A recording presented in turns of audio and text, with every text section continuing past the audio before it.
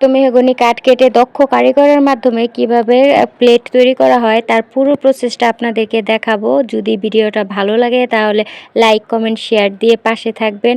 আর পরবর্তী ভিডিও দেখার জন্য আমার পেজটা ফলো দিয়ে রাখবেন।